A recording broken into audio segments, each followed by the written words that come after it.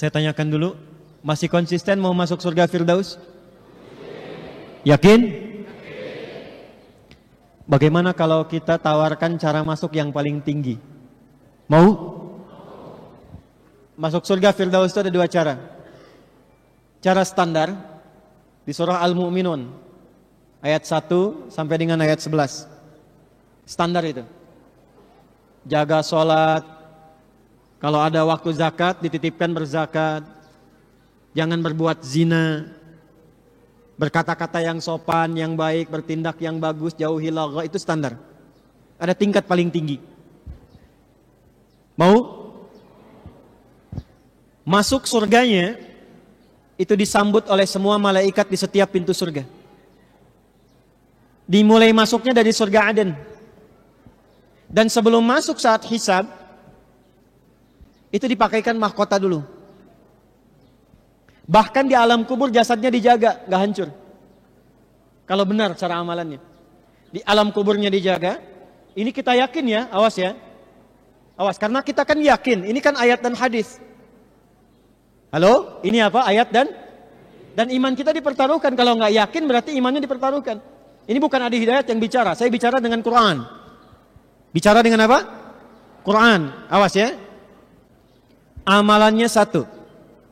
Terjaga di dunia, terhormat di alam kubur, dimuliakan ketika kembali kepada Allah. Cara kembalinya diberikan mahkota, lalu diminta oleh Allah, hei gandeng bapak ibumu. Ajak pasanganmu, panggil keluarga besarmu. Lalu Allah perintahkan semua malaikat berbaris di pintu surga menyambut keluarga ini. Dan malaikat memberikan sambutan kepada mereka dengan mengatakan, Salamun alaikum bima sabartum fa ni'ma uqbaddar. Siapa mereka ini? Tulis ayatnya dulu. Quran surah ke-13 Ar-Ra'd. Ayat 23 sampai 24.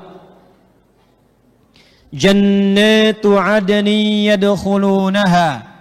Ada orang-orang hamba-hamba Allah yang akan masuk surga dimulai dari surga Aden. Wa man salaha min abaihim.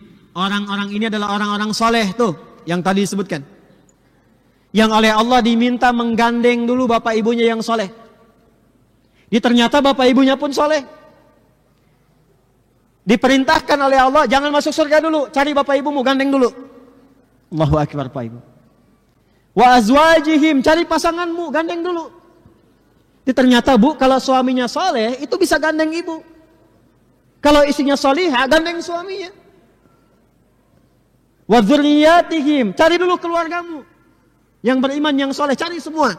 Jadi ternyata ada satu anggota keluarga yang jadi syafaat untuk semua keluarganya.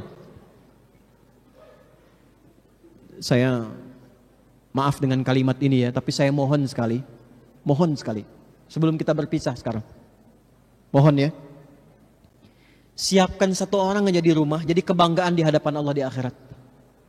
Kalau dunia udah banyak ya, bapak bangga anaknya juara 1, juara olimpiade, dapat Nobel, silahkan ke dunia. Tapi saya titip aja, harus ada satu anggota keluarga kita dibanggakan di hadapan Allah di akhirat. Tunjukkan pada dunia. Gak apa-apa kaya di dunia, biasa. Disebut orang miskin, biasa. Tapi kembali ke akhirat, kita punya kebanggaan. Siapa orang-orang ini? Orang-orang ini ternyata ahli Al-Quran. Ahli apa? Ahli Al-Quran. Dari mana taunya?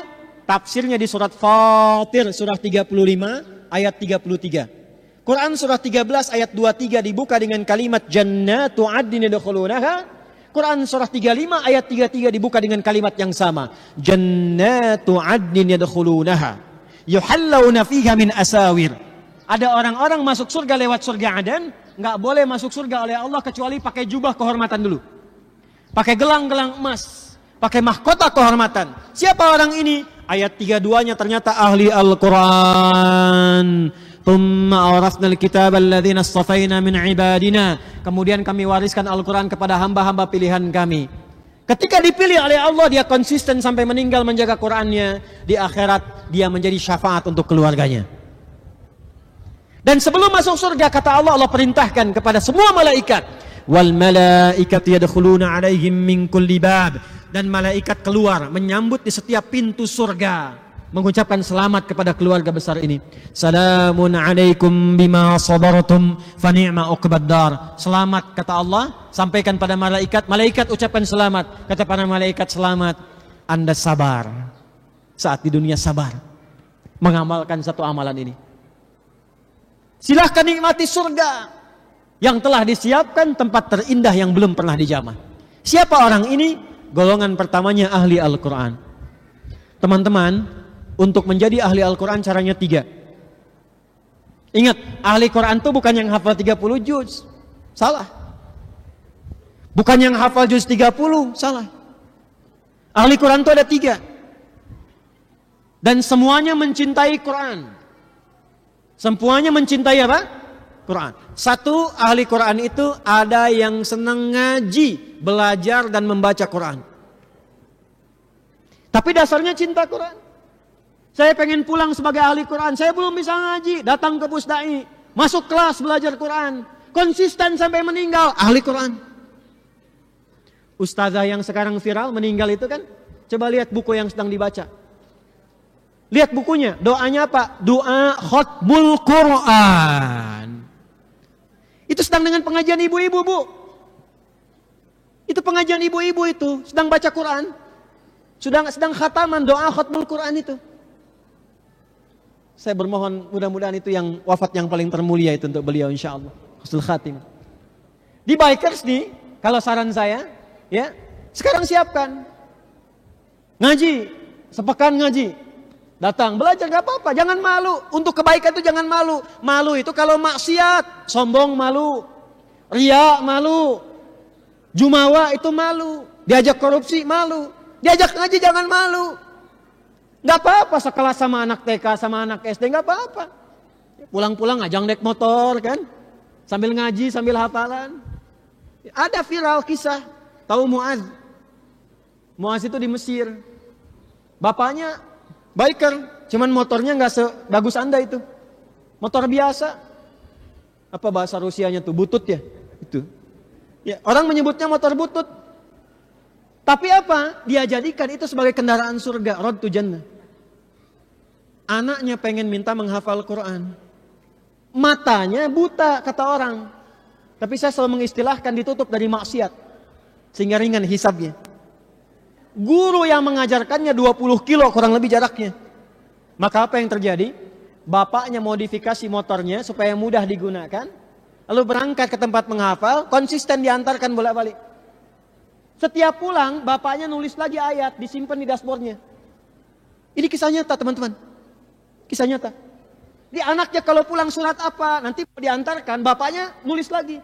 Disimpan di dashboard, di perjalanan, diperdengarkan anak baca. Bapak lihat ke depan, lihat ayat, lihat ke depan, lihat ayat. Singkatnya, tibalah waktu itu. Selesai hafalan, anaknya hafal Quran, bapak yang mengantar, gak hafal.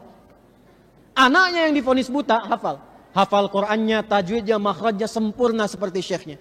Viral kisahnya di dunia Arab, datang reporter, kemudian datang ke situ, mewawancara. Ditanya, perhatikan kalimatnya. Ya Mu'adh, kalau engkau diperkenankan untuk memohon dan permohonan itu terkabul saat ini, kira-kira kamu mau minta apa? Kalau saya diminta bermohon dan permohonan itu akan dikabulkan, perhatikan, maka saya akan memohon kepada Allah saat saya akan menghadap sendirian di hadapan Allah. Enggak ada ayah lagi yang mengantar, enggak ada guru saya yang melindungi, hanya saya dengan Allah mempertanggungjawabkan semua perilaku saya saat hidup di dunia. Maka saya akan berkata, ya Rabb, ya Allah, saya telah berusaha menghafal Quran ini dalam keadaan mata saya buta sampai saya menghadapmu saat ini. Kalaupun saya memiliki banyak dosa sampai dengan hari ini, mohon ya Allah, dengan Quran yang telah saya hafalkan ini, ringankan siksa saya di neraka kalaupun saya harus mendapatinya. Anak kecil, belum dihisab, belum balik, mata buta, menghafal Quran, menjadi ahli Quran, hanya untuk menyiapkan bekal kembali kepada Allah dan minta diringankan siksanya. Siapa kita? Antum yang motornya saya lihat bagus-bagus tuh. Luar biasa, bangga. Jaketnya, pakaiannya, macam-macamnya. Itu dunia teman. Anda kalau pulang dari sini wafat, Apa yang Anda bawa menghadap Allah Subhanahu wa taala?